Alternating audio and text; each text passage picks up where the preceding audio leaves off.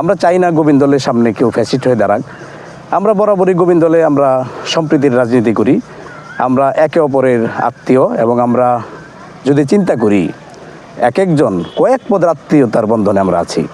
আমরা হচ্ছে গোবিন্দলে একটা সুন্দর এই গোবিন্দলের উন্নয়ন করার জন্য যা যা করার সবাই সম্মিলিতভাবে আমরা করার চেষ্টা করতেছি। এখানে যদি আমরা সৌরভ চেয়ারম্যানকে যদি বলি, তার সাথে আমার চমৎকার সম্পর্ক, এবং আমাদের মিঠো কাকা আছে, তার সাথেও আমার চমৎকার সম্পর্ক। কিন্তু আপনারা যারা অতি উৎসাহী হয়ে আপনারা আমার ফেস্টুন যারা ছিঁড়েছেন, তারা মোটেও কাজটা ঠিক করেন নাই। কারণ আমরা এমন একটা রাজনীতি দেখতে চাই বাংলাদেশে, যেই রাজনীতিতে কোনো হিংসা থাকবে না, কোনো হানাহানি থাকবে না, কোনো মারামারি থাকবে না। জনগণ যাকে ম্যান্ডেট দিবে সেই চেয়ারম্যান হবে, এখানে আমার কিচ্ছু বলার নাই। জনগণ যদি আমাকে ম্যান্ডেট না দেয়, আমি কি জোর করে কি চেয়ারম্যান হতে পারবো?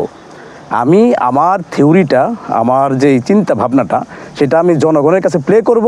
জনগণ যদি আমাকে অ্যাকসেপ্ট করে ওয়েল, আর জনগণ যদি অ্যাকসেপ্ট না করে, তাহলে এখানে আমার কিচ্ছু করার নাই। কিন্তু আপনার প্রতিহিংসার রাজনীতি করে গোবিন্দলের যে শত বছরের যে ঐতিহ্য রয়েছে, একতা, সেই একতাকে ভঙ্গ করবেন না।